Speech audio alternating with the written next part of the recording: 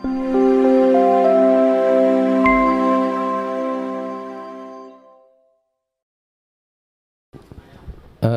mulai Bapak Ibu sekalian.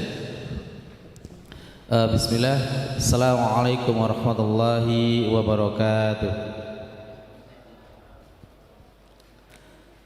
Assalamualaikum warahmatullahi wabarakatuh.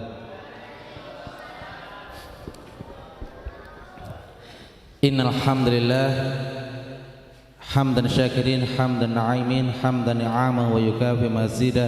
Asyhadu an la ilaha illallah wahdahu la syarika lah wa asyhadu anna Muhammadan la nabiyya wa la rasulahu ba'dah. Allahumma la sahla illa ma ja'altahu sahla wa anta taj'alul hazna idza syi'ta sahla. Alhamdulillah, dengan izinnya Allah pada kesempatan malam hari ini Allah masih memberikan kesempatan kepada kita untuk bisa hadir di masjid ini dalam rangka untuk bisa sama-sama melaksanakan kewajiban sebagai hamba-Nya Allah, yaitu sholat isya dengan berjamaah dan disambung dengan sebuah ibadah yang biasa kita hidupkan di bulan Ramadan, yaitu sholat tarawih dan juga sholat witir secara berjamaah. Mudah-mudahan dengan ibadah yang kita lakukan ini bisa menguatkan iman dan takwa kita kepada Allah Subhanahu wa taala insyaallah. Yang kedua, salam dan sholawat kita aturkan kepada junjungan kita Nabi besar Muhammad sallallahu alaihi wasallam. Pripun kabare Bapak Ibu? Kajenge mboten tekan. Yang pertama, alhamdulillah kami dari Lembaga Kemanusiaan Aceh Amal Cinta Al-Aqsa yang pada Ramadan ini kita merotsokan sekitar 6 masyayikh di seluruh Indonesia ya. Dan pada kesempatan hari ini kami bersama Syekh Ahmad Yunis atau biasa beliau dipanggil dengan Abu Yahya. Beliau asli Gaza, Palestina. Jadi memang asli kita datangkan dari Gaza, Palestina. Untuk keluar dari Gaza itu juga bukan sesuatu yang mudah, mengingat perbatasan Gaza dan Mesir itu untuk bisa keluar itu sesuatu banget. Tetapi alhamdulillah dengan izinnya Allah mengizinkan untuk bisa menghadirkan beliau untuk bisa hadir di hadapan Bapak Ibu sekalian. Kemudian Bapak Ibu sekalian, sedikit kami informasikan tentang beliau. Jadi beliau ini di Gaza itu sebagai salah satu imam masjid dan juga salah satu mu'alim untuk Al-Quran. Jadi atau bahasa kita ini ustadz untuk madrasah atau lembaga pendidikan Al-Quran. Dan beliau banyak sekali mengarang beberapa kitab, terutama kitab-kitab yang berhubungan dengan hukum ya, yang berhubungan dengan hukum. Dan beliau juga aktif di lembaga-lembaga kemanusiaan yang berada di wilayah Gaza, Palestina. Makanya hadirnya beliau ini mudah-mudahan bisa sedikit memberikan rasa rindu kita terhadap saudara kita di tanah Palestina yang hari ini mungkin kondisinya tidak sebagaimana kita. Kalau kita itu minum satu gelas saja kadang tidak diminum gitu ya. Kalau mereka itu untuk mendapatkan satu gelas ini kadang harus berjalan sekitar 3-4 kilo itu untuk mendapatkan sumber air bersih, karena 97% air yang berada di wilayah Gaza, Palestina itu tercemari, tidak bisa diminum.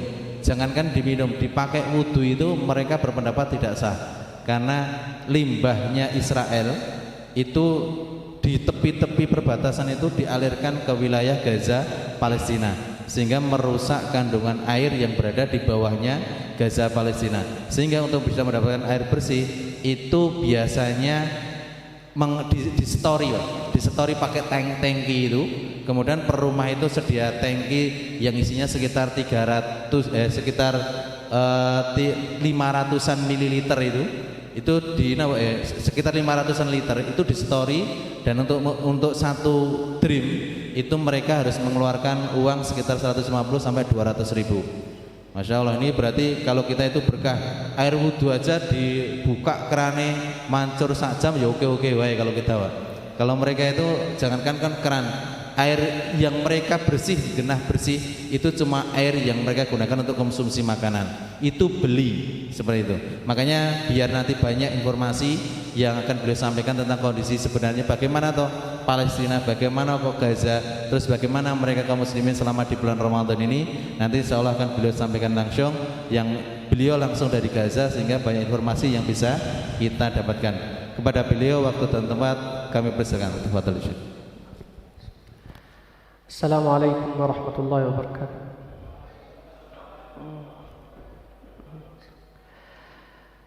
Innal hamdalillah nahmaduhu wa nasta'inuhu wa nastaghfiruhu wa nastahdihi wa na'udzu billahi min shururi anfusina wa sayyiati a'malina. Innahu man yahdihillahu fala mudilla lahu wa man yudlil falan tajida lahu waliyyan murshida. Alhamdulillahi alladhi hadana li hadha wa ma kunna linahtadiya lawla an hadana Allah. Alhamdulillahi alladhi ballaghana Ramadan alladhi as'alu Allah ta'ala أن يجعله لنا عتقا من النيران.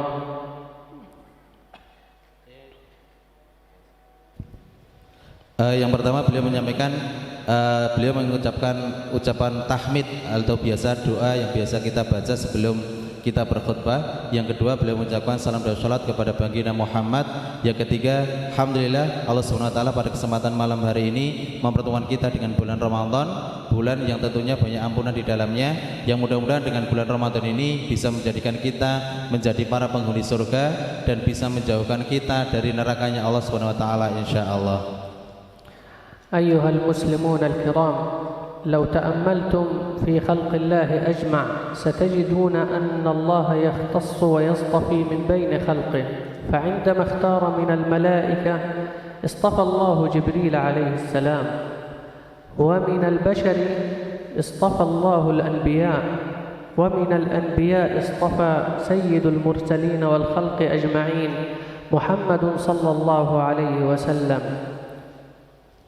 Perlu kita paham bersama Bapak Ibu sekalian bahwasanya Allah SWT telah memilih di antara bulan-bulan yang mulia itu adalah bulan Ramadan, dan Allah pun juga memilih di antara para malaikat yang mulia itu adalah malaikat Jibril. Tetapi Allah SWT juga memilih di antara manusia yang dari zamannya Nabi Adam sampai zaman kita, yaitu manusia yang terbaik yang Allah pilih untuk menjadi seorang nabi, yaitu Nabi Muhammad sallallahu alaihi wasallam. ولكن عندما يتعلق الأمر باصطفاء الأرض فإن الله اختار من أرضه مكانان.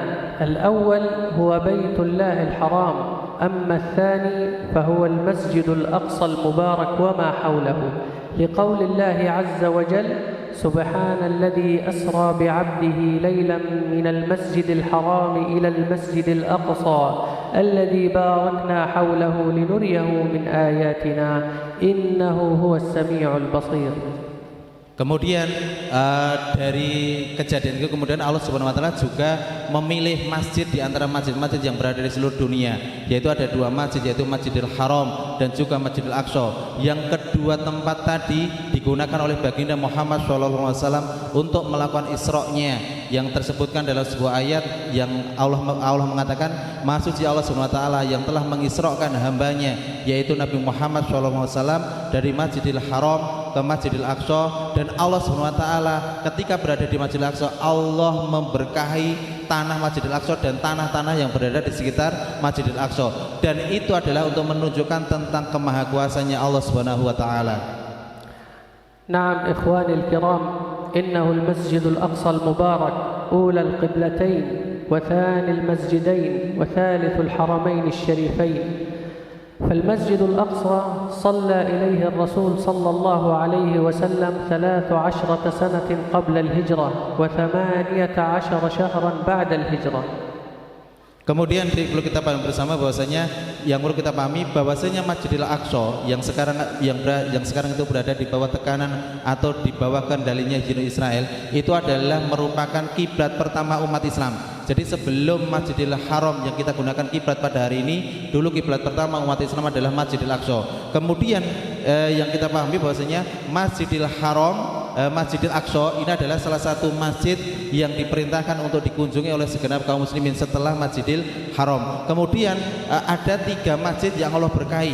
Ada 3 masjid yang Allah berkahi, yaitu Masjidil Aqsa, Masjidil Haram, kemudian Masjid Nabawi. Yang ketiga adalah Masjidil Aqsa.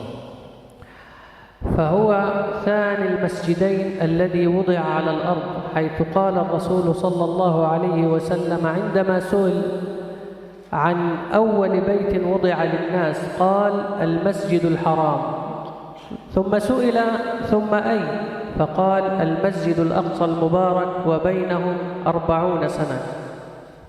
Kemudian perlu kita pahami bahwasanya Masjid Al-Aqsa itu adalah masjid kedua yang pernah dibangun di atas permukaan bumi, di atas dunia ini. Ketika itu Rasulullah pernah ditanya oleh para sahabat, yang pertama kali dibangun oleh para nabi ketika itu masjid yang mana, yaitu Masjidil Haram. Kemudian yang kedua masjid yang mana, yaitu Masjidil Aqsa. Kemudian jarak antara pembangunan Masjidil Haram ke Masjidil Aqsa ini berjarak sekitar 40-an tahun.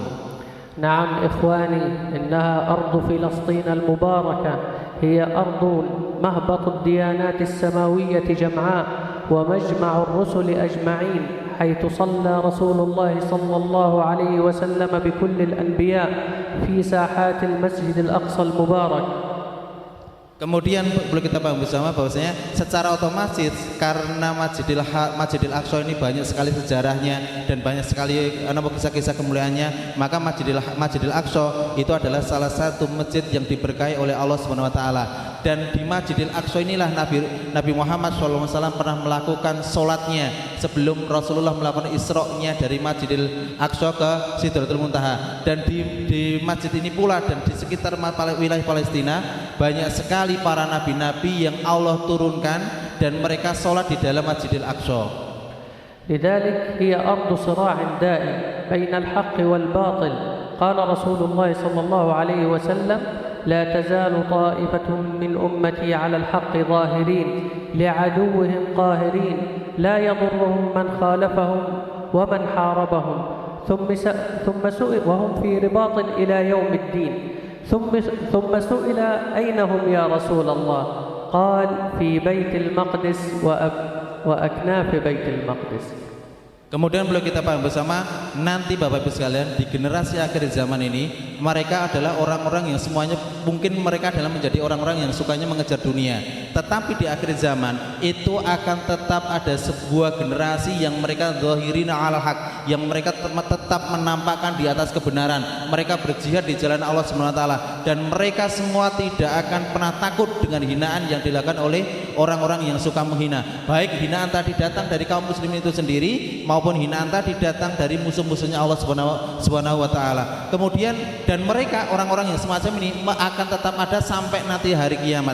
Kemudian para sahabat ketika itu bertanya kepada Rasulullah, "Ya Rasulullah, di manakah orang-orang yang punya karakter semacam ini?" Mereka adalah orang-orang yang tempat tinggalnya berada di sekitar yang berada di Masjidil Aqsa dan orang-orang yang hidupnya di sekitarnya. Jadi berarti orang-orang yang hidupnya di Masjidil Aqsa dan orang-orang yang berhidupnya di sekitarnya, mereka adalah termasuk generasi yang Allah ridhoi karena mereka menjadi generasi yang tetap berada di atas kebenaran sampai Allah mendatangkan kemenangan.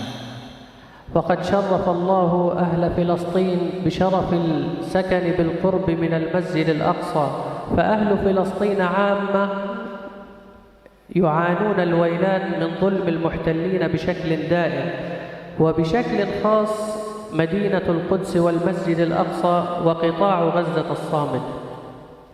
Kemudian Bapak Ibu sekalian, ternyata kezaliman yang dilakukan oleh Zionis Israel ini menyeluruh ke wilayah Palestina secara umum, itu menyeluruh ke semua wilayah yang berada di wilayah Palestina. Mereka berusaha untuk mendapatkan semua wilayah tanah yang berada mengitari wilayah Palestina. Dan secara khusus mereka hari ini mencoba untuk menguasai Masjidil Aqsa yang sampai detik hari ini masih berada di kekuasaannya kaum muslimin. Tapi perlu dipahami, ini tambahan, perlu dipahami, di bawahnya Masjidil Aqsa itu sudah dibangun terowongan oleh Zionis Israel dan di atasnya itu dikendalikan oleh Zionis Israel. Jadi kaum muslimin tinggal menguasai yang berada di atas daratannya tanah Palestina tadi di sekitar Masjidil Aqsa. Jadi cuma satu Masjidil Aqsa, yang kedua adalah tanah Gaza Palestina. Inilah yang menjadi titik yang orang-orang Zionis Israel mencoba untuk menguasainya secara total. فالناس هناك يا إخواني اشتد عليهم الظلم واشتد القهر، لا يكادون يأمنون على أنفسهم وعلى بيوتهم وعلى أموالهم، فالهجمات الإسرائيلية تكون بشكل شبه يومي والشهداء يسقطون يوما بيوم. Kemudian perlu kita paham bersama, dan karena tekanannya yang luar biasa sekali tadi, banyak sekali saudara kita yang berada di tanah Palestina, mereka tidak bisa mendapatkan pekerjaannya. Mereka nyaris mungkin sedikit di antara mereka kalau di presentasi itu yang bekerja. Meskipun kondisinya semacam ini, tetapi Zionis Israel itu selalu melakukan penyerangan terhadap kaum muslimin, baik menghancurkan rumah-rumahnya kaum muslimin, baik merebut tanahnya kaum muslimin, sampai nyaris setiap hari itu terdapat syuhada di tanah Palestina. وخصوصا في شهر رمضان المبارك تزداد الهجمات الإسرائيلية على المصلين الآمنين في صلاة التراويح وفي صلاة الفجر. يكون الناس في المسجد الأقصى يصلون وفجأة تجد الهجمات والقنابل الغاز المسيل للدموع وهجوم المستوطنين الغاصبين عليهم. Kemudian perlu kita paham sekali, terutama kalau di bulan Ramadan semacam ini Bapak Ibu sekalian. Jadi serangan sejak dulu sampai sekarang itu seringnya yang paling intens itu di bulan Ramadan. Kenapa? Kalau bulan Ramadan kaum muslimin itu seringkali mengisi masjid-masjid. Masjid-masjid itu penuh dengan jamaah kaum muslimin, terutama Masjidil Aqsa itu kaum muslimin datang dari berbagai arah untuk bisa sholat di dalam Masjidil Aqsa. Dan ketika kaum muslimin ini datang dari berbagai arah untuk bisa sholat ke dalam Masjidil Aqsa, ini kesempatan ini digunakan oleh Zionis Israel untuk memberikan serangan terbaik, untuk menghancurkan dan untuk menggetarkan hati-hatinya kaum muslimin ketika mereka sholat di dalam Masjidil Aqsa. Makanya banyak sekali para tentara militer dan lain sebagainya, kekuatan mereka itu mengitari wilayah Masjidil Aqsa, yang ketika kaum muslimin itu melakukan sholat isya, sholat tarawih, bahkan sholat fajar, mereka itu mengitari, kemudian menakut-nakuti, bahkan tidak sedikit kemudian melakukan serangan dengan senjata yang mereka miliki. أما فيما يتعلق بقطاع غزة فهو أرض الجهاد والرباط، ولقد اشتد عليه الحصار كثيرا. أعداء الله يحاصرون إخوانكم من جميع الجهات. قطاع غزة فقط عبارة عن 350 كيلو مترا مربعا يحاصره العدو من جميع الجهات، يمنعون شتى أنواع المساعدات. Kemudian perlu kita paham bersama, itu yang kita terangkan tadi adalah wilayah Masjidil Aqsa atau tepi barat, biasa disebut semacam itu. Sekarang kita sedikit berbicara tentang kondisi Gaza Palestina. Hari ini tanah yang masih bisa melakukan perlawanan di wilayah Palestina itu tinggal sejengkal kecil yang luasnya 350 km persegi, yaitu wilayah Gaza Palestina. Makanya wilayah Gaza Palestina ini banyak, nyaris hampir setiap hari atau setidaknya sepekan itu sekian kali Israel itu selalu menjatuhkan bom-bom mereka itu di tanah Gaza Palestina, sehingga banyak sekali terdapat bekas-bekas senjata mereka. Dan di di Gaza Palestina ini menjadi wilayah yang digunakan oleh segenap para mujahidin, para pejuang untuk melakukan jihad, untuk melakukan ribat, penjagaan terhadap tanah Palestina. Meskipun mereka itu selalu menjatuhkan senjata, meskipun luas tanahnya itu cuma 350 km persegi, 350 km persegi itu Pak, beliau tadi saya ajak ke sini aja 2 jam, wih ketok waduh Pak. Karena mereka itu putar Gaza itu gur 1 jam, ya itu wis kemput kabeh. Jadi 2 jam ini sudah termasuk sangat jauh sekali. Itu aja lewat tol Pak. Kalau kita 2 jam itu lewat tol, lah mereka itu 1 jam tidak lewat tol. Bisa bayangkan luasnya berapa. Tapi wilayah itu menjadi wilayah yang sangat-sangat ditakuti oleh Zionis Israel detik hari ini. فالناس ضاقت عليهم أرزاقهم وقلت مؤانتهم وأصبح المرضى لا يكادون يستطيعون توفير العلاج بالنسبة لهم. حتى الكهرباء انقطاعها أصبح أكثر من وصلها. وأنا قادم إليكم في الطريق جاءني خبر من غزة حيث أن شابا وزوجته وأطفاله الاثنان توفوا حرقا نتيجة إشعال النار للتدفئة. Kemudian dengan kondisi yang serangan bertubi-tubi sekali, yang bertubi-tubi tadi, akhirnya saudara kita yang berada di Gaza Palestina ini sedikit sekali mereka bisa mendapatkan akses dari berbagai sisi. Di antaranya adalah listrik yang berada di Gaza itu cuma bisa hidup sekitar 4 sampai 6 jaman. gitu ya. Kemudian sekitar wilayah Gaza itu dikepung dengan tembok pembatas, dan di pantai itu juga dibatasi cuma sekitar 10 km dari daratan yang bisa dikuasai. Kemudian anak-anak dan keluarga yang berada di Gaza Palestina banyak sekali yang rumahnya itu dihancurkan, sehingga mereka itu hidupnya tidak berada di rumah-rumah mereka. Akses kesehatan, akses air bersih dan lain sebagainya mereka kesulitan untuk bisa mendapatkan. ولكن ما يزيد صمود الناس وثباتهم وعزتهم هو يقينهم التام بمساندة الأمة الإسلامية لهم وخصوصا من دولة إندونيسيا الشقيقة. Kemudian Bapak Ibu sekalian, meskipun kondisinya semacam itu, mereka tetap tabah, mereka tetap kokoh, mereka tetap bertahan untuk mempertahankan tanah Gaza Palestina, dan insya Allah suatu saat akan mempertahankan tanah Palestina secara keseluruhan. Kenapa mereka seperti itu? Karena mereka yakin mereka tidak berjuang sendirian. Yang mereka perjuangkan bukan tanahnya mereka, tetapi ini adalah tanahnya seluruh kaum muslimin yang berada di dunia. Mereka dengan penuh keyakinan mempertahankan, dan nanti akan tetap ada saudaranya yang memberikan bantuan terbaik bagi saudara di tanah Palestina, terutama di antaranya adalah saudara kita yang berada di tanah Indonesia, insya Allah. Al-jihad fi sabilillah naw'an, huwa al-jihad bil mal wal jihad bin nafs, haitsu qala Allah Ta'ala la yastawi al-qa'iduna minal mu'minina ghayra ulil darari wal mujahiduna fi sabilillah.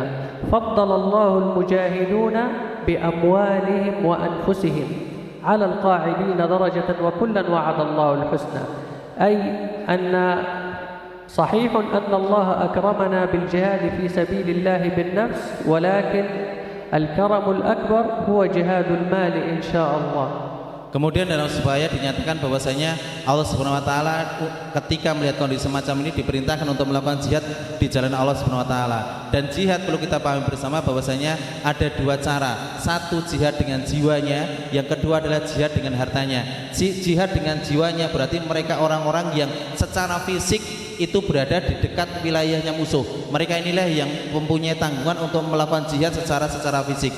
Kemudian mereka yang berada jauh dan mungkin tidak bisa datang ke sana, mereka bisa melakukan perjuangan jihad tadi dengan cara memberikan harta terbaik kita bagi saudara kita yang berada di tanah Palestina. Itulah jihad terbaik kita saat hari ini, insyaallah. Wa akhtimu biqauli Rasulillah sallallahu alaihi wasallam, man jahhaza ghaziyan faqad ghaza wa man khalafa ghaziyan fi ahlihi faqad ghaza.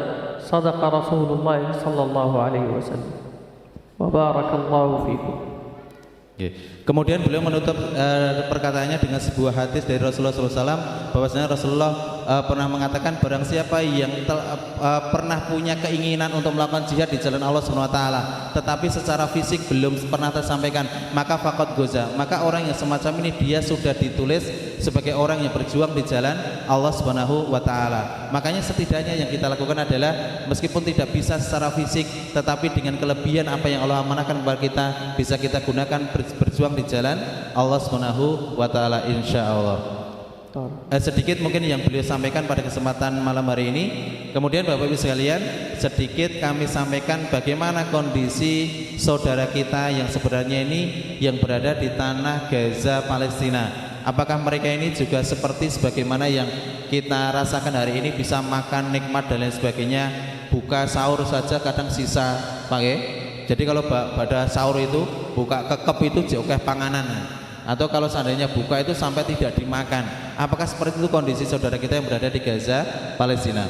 Ini adalah sedikit kondisi saudara kita yang berada di wilayah Gaza Palestina.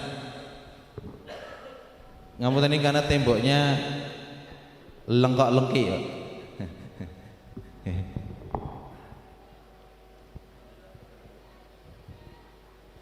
Ini biasa semacam ini Pak, itu di tepi barat. Jadi tepi barat itu wilayahnya itu pelan-pelan dicaplok mereka. Jadi mereka itu biasa rumah ini direbut, kemudian sekitar rumah itu dijaga oleh militer ketat. Jadi barang siapa yang bisa mendekat dalam jarak waktu 1 kilo mungkin akan ditembak gitu. Okay. Dan ini terjadi di wilayah kenapa? Di wilayah tepi barat. Begitu pula mereka juga melakukan serangan yang berada di wilayah Gaza Palestina. Karena Gaza Palestina ini wilayah yang paling banyak mendapatkan serangan dari Zionis Israel.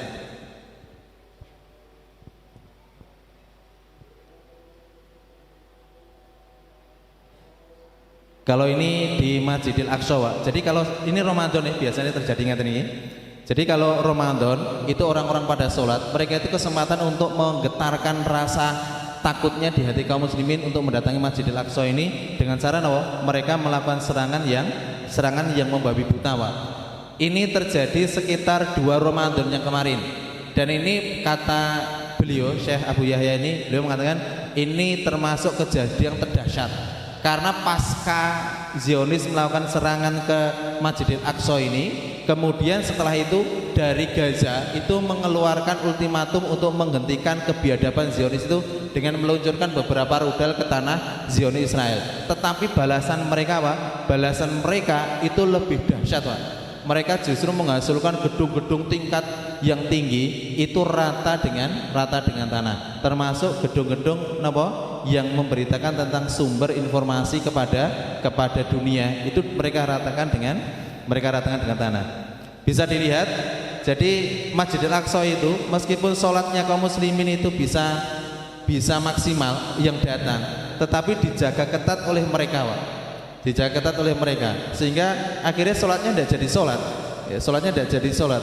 Akhirnya mereka mengambil senjata yang mereka miliki kemudian untuk menyerang pasukan Zionis Israel. Bedanya, Pak, kalau di tepi barat itu senjata itu tidak satupun kaum muslimin bisa memegang senjata. Kenapa? Karena secara kekuasaan itu miliknya kaum muslimin, tetapi secara penguasaan militer itu dikendalikan oleh Zionis Israel. Tapi kalau di Gaza ini total masih di bawah kendali kaum muslimin, meskipun luasnya tidak luas tadi. Jadi kaum muslimin para militernya masih ada yang megang senjata dan militernya itu rapi, tidak ada polisi dalam gitu. Jadi rapi itu mereka tidak kelihatan tapi mereka punya pasukan dan ini yang ditakuti oleh Zionis Israel. Ini beliau, Pak. Nah, Bapak bisa lihat akhirnya karena tekanan yang luar biasa tadi banyak sekali pengungsi yang hidup di tepi-tepi, Pak. Jadi rumahnya itu setelah hancur, mereka kemudian tinggal di tepi-tepi perbatasan dengan rumah seadanya. Bahkan tembok itu cuma kain, Pak. Atapnya itu kadang juga cuma kain. Kalau nggak gitu temboknya itu rodok bata, tapi pintunya itu rata-rata dari kain.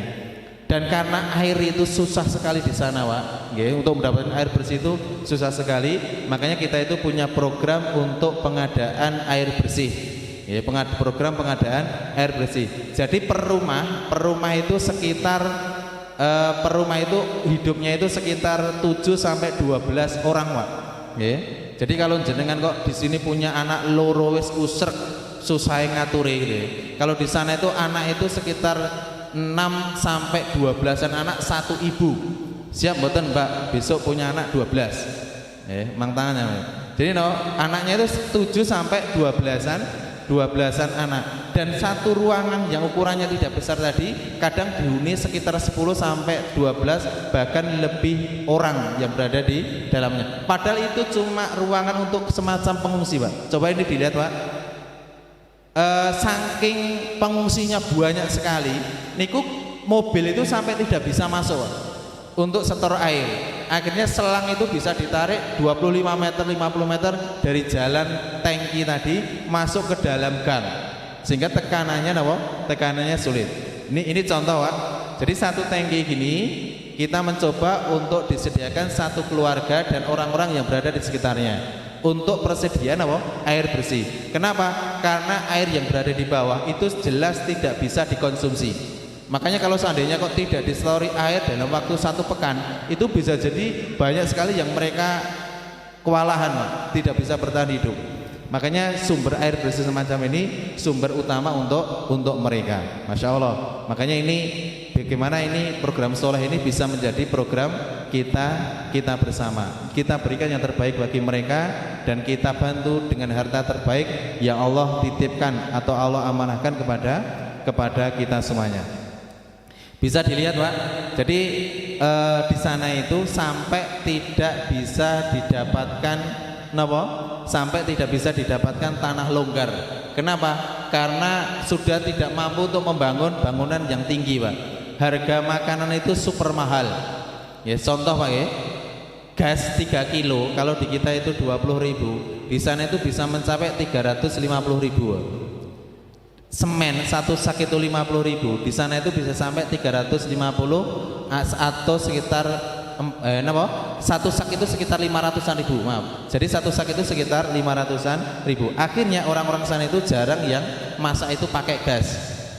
Dan jarang orang-orang sana itu bisa punya simpanan makanan yang banyak. Bahkan kalau mereka itu buka itu kadang seringnya cuma pakai kurma. Makanya orang Gaza itu biasanya mereka biasa makan sedikit. Makanya kalau dampingi saya dari Gaza itu mereka diajak makan itu makannya tidak versi kita. Kalau versi kita kan satu piring itu sidik-sidik mangan kan awak dhewe ini.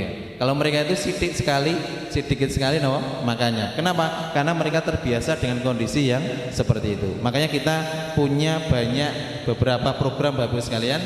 Di antaranya adalah ada program sedekah air bersih untuk saudara kita di tanah Gaza, Palestina. Kemudian kita juga ada program patungan, Pak. Patungan pengadaan truk untuk pengiriman air bersih. Truk, kalau misalnya jenengan kok punya truk di sini kok enggak dipakai, mang jual nanti dibelikan di sana, Pak. Siapa tahu nanti lebih berkah. Penting rapadu karo mbok wedok, ingat ya. Kemudian berikutnya kita juga punya program untuk memberikan bingkisan. Kadang bingkisan lebaran, kadang bingkisan untuk berbuka, kadang bingkisan jaket pakaian yang digunakan ketika mereka di musim dingin. Coba dilihat Paknya. Kenapa kok di Gaza itu banyak anak-anak, Pak? Ya tadi, Pak, karena satu ibu itu biasa punya anak minimal 5 itu sithik, Pak. 5 itu termasuk sedikit. Jadi 10 itu biasa mereka, 10 itu biasa. Mereka kok mikirin jangan mungkin ngaten. Lah engko mangane kok ngendi Mas? Mangannya mereka itu tidak pernah berpikir nanti makan dari mana. Yang mereka pikirkan itu cuma nanti akan ada generasi yang tetap bisa mempertahankan tanah Palestina. Itu saja. Jadi makannya serahkan pada Allah. Selama masih bernafas berarti masih ada rezeki. Cuma keyakinan itu angel dibangun kecuali Anda hidup di sana. Makanya orang-orang saudara kita di Gaza itu kalau ke Indonesia tak tawari tinggal di Indonesia atau di Gaza, itu pilih di sana. Kenapa? Karena tidurnya di Indonesia itu ngorak-ngorok rakyat menghasilkan pahala, Pak. Tapi tidurnya mereka di Gaza itu tidur saja mereka sambil mengharapkan syahadah, kematian. Jadi tidur itu mereka tidurnya di medan jihad. Jadi tidurnya itu menghasilkan pahala. Pilih nanti, Pak. Turu newe berpahala. Ngoten nggih? Kalau kita kan turu newe kadang entek apa-apa. Ngono ya, turu nek rumah sakit maksudnya. Ini tapi tidurnya mereka ini sampai bisa menghasilkan pahala. Niki contoh. Yang berikutnya, Pak, kita juga membangun masjid itu di tengah-tengahnya wilayah Gaza Palestina. Di wilayah Nusairat. Nusairat itu masjid jarak sini sampai tembok yang dibangun Zionis. Jadi dulu ngeten, Pak. Gaza ini dulu tidak ada tembok pembatasnya. Perlawanannya berani, Pak. Nah, jarak masjid ini masjid, Pak, lantai 3, Pak. Jarak masjid ini dari tembok yang dibangun Israel hari ini itu cuma sekitar 3 km. Jadi kalau maju ke depan nanti ada yang tertembak, terluka dan sebagainya, segera dibawa ke dalam masjid ini. Kemudian ketika dirawat ada yang tertolong dan ada yang tidak. Makanya banyak yang meninggal di masjid ini. Makanya masjid ini disebut sebagai masjid syuhada. Dan ini berada di tengah-tengah jantungnya Gaza Palestina. Di masjid ini menghasilkan ratusan bahkan ribuan para penghafal Al-Qur'an. Jadi anak-anak nek kene tak umur 7 tahun, 10 tahun itu baru alif ba ta sa jim ha kha. Kalau di sana itu umur sekian itu sudah banyak yang hafal Al-Qur'an. Rata-rata 10, 11, 12, 13, 14, 17 itu rata-rata mereka sudah hafal Al-Qur'an, Pak. Dan di masjid ini mencetak ratusan bahkan mungkin ribuan nanti para penghafal Al-Qur'an. Kemudian mencetak juga para ulama yang nanti mereka rohnya diisi untuk mempertahankan tanah Palestina. Dan di masjid ini pula dilaksanakan biasanya sholat tarawih semacam malam hari ini, Pak. Itu jumlah jamaahnya biasanya sekitar 5.000 orang. Tapi kalau di 10 hari terakhir terutama tanggal 27 Ramadan, ya, itu kan malam ganjil yang agak-agak terakhir. Itu biasanya sampai 7.000 bahkan 10.000 kaum muslimin. Gandeng masjidnya ini tidak muat, itu sholatnya sampai di jalan-jalanan raya, Pak. Ya, ini sebagai masjid pusat kegiatan mereka. Dan masjid ini, Pak, pernah dihancurkan oleh Zion Israel tahun 2008. Niku rata dengan tanah, dibangun lagi kaum muslimin. Kemudian dihancurkan lagi, dibom lagi oleh Zion Israel tahun 2014. Tahun 2012 dibangun lagi oleh kaum muslimin. Kemudian dihancurkan lagi, tahun 2014 dibangun lagi oleh kaum muslimin sampai detik hari ini dibangun. Lah Mas, dibangun kok dihancurkan, dibangun lagi. Kenapa? Karena masjid ini untuk mencetak para ulama. Sentral kegiatan kaum muslimin di sana itu adalah berada di dalam masjid. Di dalam masjid. Dan saat di sana itu banyak sekali generasi-generasi para penghafal Quran. Makanya dari itu Bapak Ibu sekalian, Palestina ini juga bukan urusannya 1-2 orang, tapi urusan Palestina ini adalah urusan seluruh kaum muslimin. Indonesia tahun 45 merdeka itu tidak lepas dari jasanya Palestina. Dulu ada seorang ulama namanya Muhammad Toha Husaini. Itu adalah seorang ulama internasional, itu menggaungkan kemerdekaan bangsa Indonesia, Pak. Sampai Indonesia kok memproklamirkan kemerdekaan tahun 45, itu nama beliau langsung menggaungkan di dunia kemerdekaan bangsa Indonesia. Makanya beliau ini diburu oleh Belanda dan Inggris ketika itu, Pak. Kenapa? Karena menggaungkan kemerdekaan bangsa Indonesia. Makanya Palestina negara pertama yang menggaungkan tentang kemerdekaan bangsa Indonesia. Cuma 3 tahun setelahnya, yaitu tepatnya 1948, gantian Palestina itu dijajah oleh Inggris ketika itu, Pak. Di bagian kecil di wilayah utara wilayah Palestina, kecil yang dijajah tadi diserahkan kepada Zion Israel. Zion Israel berkumpul datang dari berbagai negara untuk mengambil tanah yang hasil rampasannya Inggris tadi. Kemudian dari situ berkembang yang ketika itu mungkin cuma 5-10% tanah yang mereka kuasai. Hari ini, Pak, mereka sudah menguasai sekitar 80-85% tanah seluruh wilayah Palestina. Kaum muslimin itu cuma tinggal sedikit di wilayah Gaza Palestina dan sedikit di wilayah tepi barat yang di dalamnya ada Masjidil Aqsa. Makanya kami datang hari ini bukan untuk meminta untuk urusan kami, Pak, tapi ini urusan kita sebagai kaum muslimin. Setiap orang yang datang bersama kita ini tempatnya jauh-jauh sebenarnya, tapi kita berkumpul untuk sama-sama memberikan terbaik bagi saudara kita di tanah Palestina. Maka Bapak Ibu sekalian, kami menawarkan Bapak Ibu sekalian, nanti kalau seandainya siap untuk memberikan kontribusi yang terbaiknya, nanti akan sedikit ada kenang-kenangan, Pak. Baik itu Al-Quran maupun shell semacam ini, Pak. Ini ada benderanya Indonesia dan ada benderanya Palestina. Ada benderanya Palestina. Siapa tahu kalau kita pakai itu teringat dengan saudara kita yang berada di tanah Palestina, sehingga nanti akan selalu hadir doa terbaik dari kita semuanya. Tentunya ini bukan untuk ngambil rezeki kita, Pak. Kalau saya tanya, Pak, jenengan seneng duit mboten, Pak? Jenengan seneng duit mboten, Pak? Tenane lho, Pak. Seneng ya? Nah, duitnya jenengan ini senengnya dinikmati nek donya napa nek akhirat, Pak? Loro-loro nih. Nah, mboten, Pak. Bisa dicicil Mas 5 juta ning 5 tahun ora apa-apa selama jenengan masih hidup, Pak. Nggih, misale lho, Pak, niki tidak apa-apa. Kenapa? Dan apakah kami nagih, Pak? Oh, blas ora pernah saya tagih. Nggih. Kenapa? Akad kita hari ini bukan bersama kami, ya. Kita ini cuma lembaga untuk menyalurkan donasi Anda. Akadin jenengan iku jenengan kalian Gusti Allah. Nggih. Jenengan rambayar tanggungannya kalian sinten? Gusti Allah, makanya aja main-main kalian Gusti Allah, yang kalian kula main-main mboten napa, ngoten nggih, clear ya. Terus apakah harus wujudnya cash? Mboten, bisa ditransfer, Pak. Oh, mangke 1 bulan 200, 1 bulan 200 tidak masalah selama jenengan mampu. Apakah wujudnya juga harus uang? Mboten. Ulah jenengan di omah timbang ora dinggone tak nggone donasi ndak masalah, nggih. Jenengan di mobil kok napa? Tidak tinggal tak dole ra masalah. Jenengan di motor tak dole tinggal donasi itu ya ra masalah. Jenengan di cincin pernikahan gur padu wae jenengan, Pak. Bar nikah ki cincine napa niki mahari gur dadeke padu wae, mang donasikan. Insyaallah tambah padu wae. Lah engko karo mbak wedok padu wae. Mas arep dinggon jagong mandat didonasikan. Ning bar kuwi insyaallah berkah rezekine jenengan wae. Insyaallah. Ada yang pengen donasi 5 juta Pak, dari harta terbaik kita yang mudah-mudahan Allah berkahi rezekinya. Mboten enten, saya turunkan Pak. Ada yang pengen donasi 3 juta dari harta terbaik kita. Mudah-mudahan itu menjadi wasilah berkahnya rezeki. Nggih, wonten 3 juta.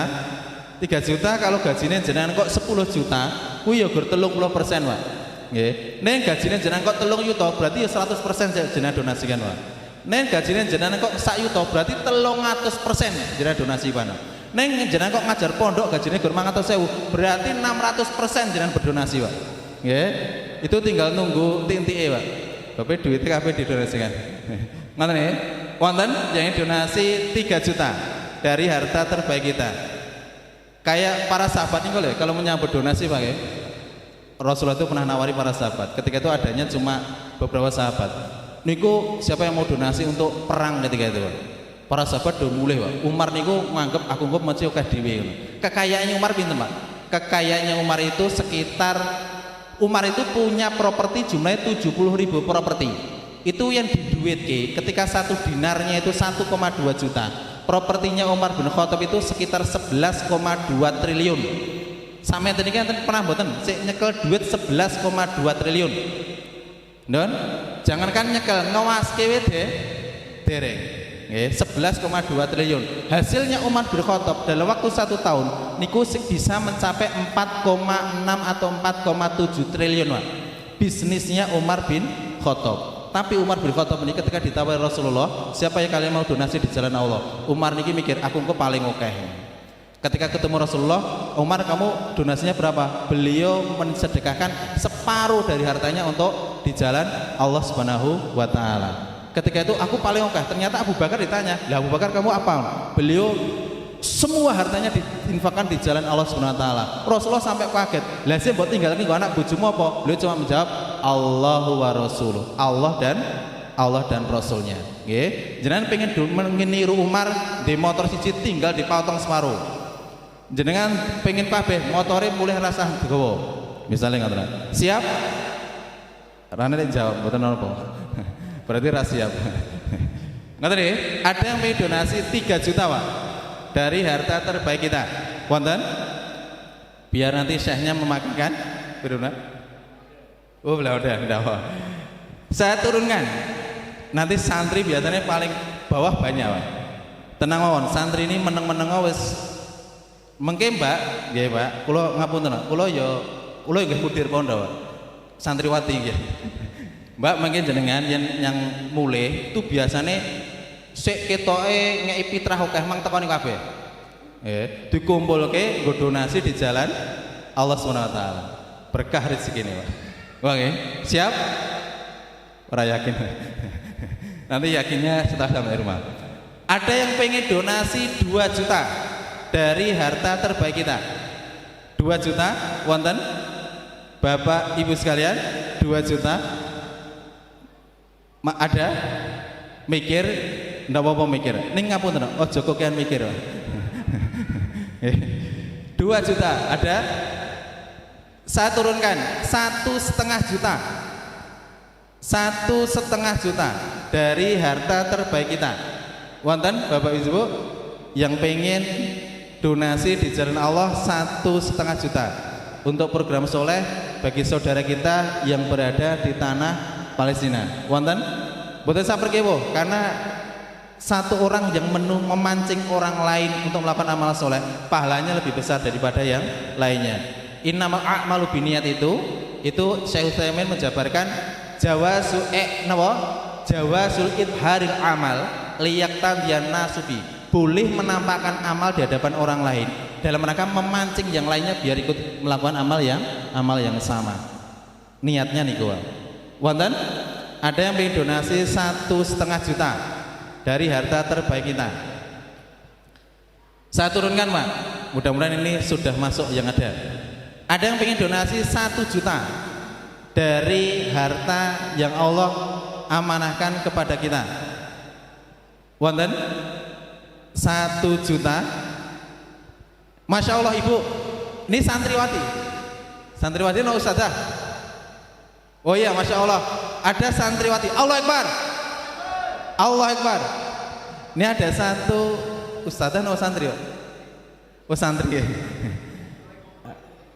Oh iya. Alhamdulillah. Untuk panitia putri bisa merapat maju ke sini, Mbak. Nanti kita berikan, Mbak ya. Atau nanti setelah kita akhiri. Masya Allah, sudah ada 1 santri. Biasanya santri oke, Pak, mboten napa nggih? Santri mboten napa. Oke. Mriki jajar mriki putri ta niki? Nah, mriki Bu. Bu, Mbak. Mriki, mengke dikai 1 orang. Ada lagi santriwati yang pengen donasi 1 juta dari harta yang Allah amanahkan kepada kita. Masih ada yang Bapak? Masya Allah. Nggih, Pak. Masya Allah. Bapak, monggo Pak, mriki Pak. Mboten napa mriki Pak? Nggih, gitu. Kita berikan kenang-kenangannya. Padahal. Oh, ngoten. Oke. Masya Allah. Mudah-mudahan ini menjadi wasilah. Bapak-bapak ada 1 orang di luar, Pak ya. Insya Allah di luar masih ada 1 orang. Ada lagi yang pengen donasi 1 juta dari harta terbaik kita. Mudah-mudahan Allah berkahi dan Allah tambahkan nanti dari rezeki kita ini. Masih ada? Ustaz? Masih ada, Ustaz? Masih ada? Ada lagi yang pengen donasi 1 juta dari harta terbaik kita. Terakhir Pak, ada yang pengen donasi, biasanya santri loh insya Allah, dan bapak-bapak insya Allah, donasi 500.000 dari harta kita. Monggo. Apakah 500 itu harus cash? Boten, nanti bisa dicicil, tidak masalah. Yeah. Kalau nanti ngumpulnya ke siapa Mas kalau cash nih? Nanti hubungi mawon pengurus masjid mriki, insya Allah nanti dikondisikan. Yeah. Ada yang pengen donasi 500.000 dari harta terbaik kita. Bapak-bapak, wonten 500.000 perkewuh ngacung. Mboten saya perkewuh. Masih ada? Mbak-mbak? Udah ada. Oh ya Pak, foto nggih. Masih ada santriwati yang pengen donasi 500.000 dari harta terbaik kita. Mudah-mudahan ini menjadi awal Ramadan yang memberkahi insyaallah, memberkahi rezeki kita dan memberkahi rezeki kita di sisi Allah Subhanahu wa taala insyaallah, menjadi pahala pemberat timbangan amal kebaikan kita insyaallah. Wonten yang pengen donasi 500.000 Bapak? Masih ada? Saya yakin ngeten Pak, biasanya ngapunten lho Pak. Niki biasane akeh ning rawani ngajung. Samangke setelah kami tutup Pak, bisa menghubungi admin kami, Putri enten, Putra nggih enten. Insyaallah kenang-kenangan shellnya nanti tetap kita berikan. Ngoten nggih? Karena napa? Amal soleh kadang ya ada yang pengen memancing yang lainnya, kadang pengen apa? Tidak diketahui yang lainnya. Killahuma, kedua-duanya insyaallah saya. Saya rasa itu saya ngetoke. Ngoten ya. Mudah-mudahan kita semuanya terpancing untuk melakukan amal soleh kalau wau. Ngoten ya. Atau nanti sampaikan ke kami setelah kami tutup, sampaikan ke kami saya mau donasi. Tidak apa-apa, nanti kita serahkan haknya, kemudian nanti kita data dengan administrasi insyaallah. Ada lagi? Masih ada Putri? Masih ada? Santri masih ada? Masya Allah, Mbak, berapa orang Mbak? Sini Mbak. Berapa orang? Berapa? 26. 26 santri. Berapa nan Mbak?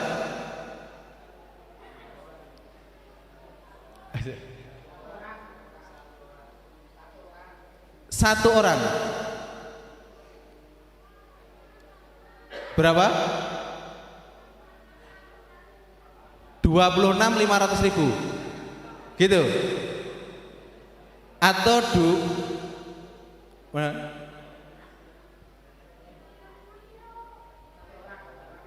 satu orang 500.000. Oke, 26 total satu kelas. Oke, satu kelas patungan. Oke, tak doake dadak mendapatkan jodoh yang soleh insyaallah.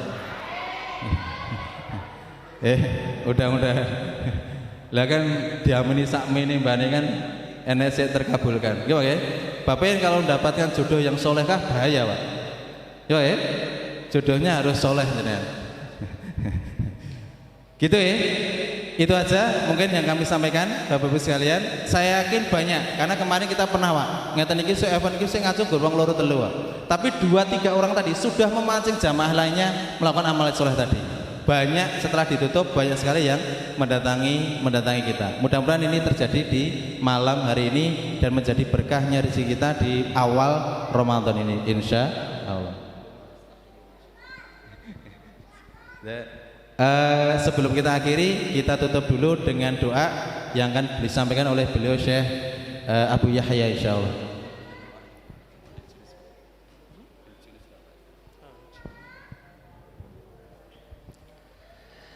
Bismillah walhamdulillah wassalatu wassalamu ala rasulillah.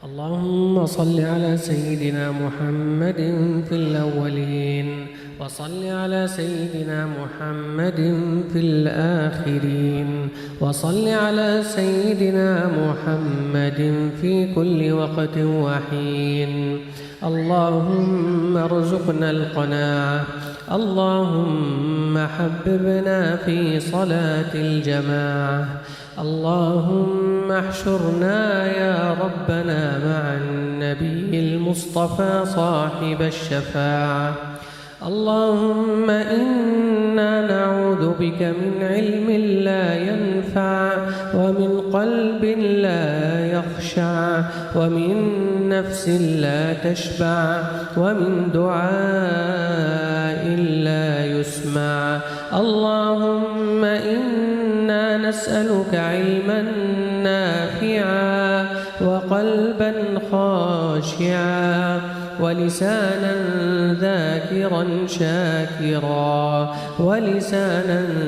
ذاكرا شاكرا وعملا صالحا متقبلا اللهم اجعل هذا بلدا آمنا مطمئنا وكل بلاد المسلمين يا رب العالمين اللهم احفظ المسجد الأقصى من كيد الكائدين واجعله شامخا عزيزا إلى يوم الدين اللهم أهلك اليهود المجرمين اللهم إنهم قد طغوا في البلاد فأكثروا فيها الفساد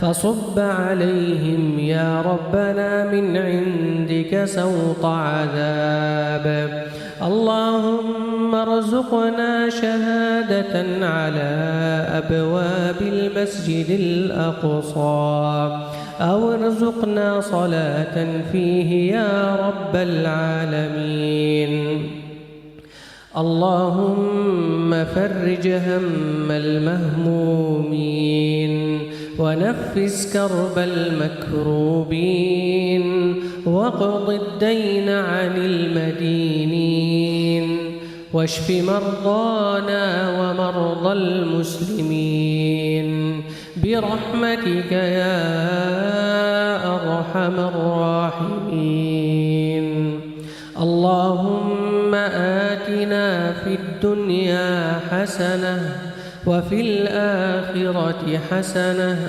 وقنا عذاب النار صلى الله على محمد وعلى آله وسلم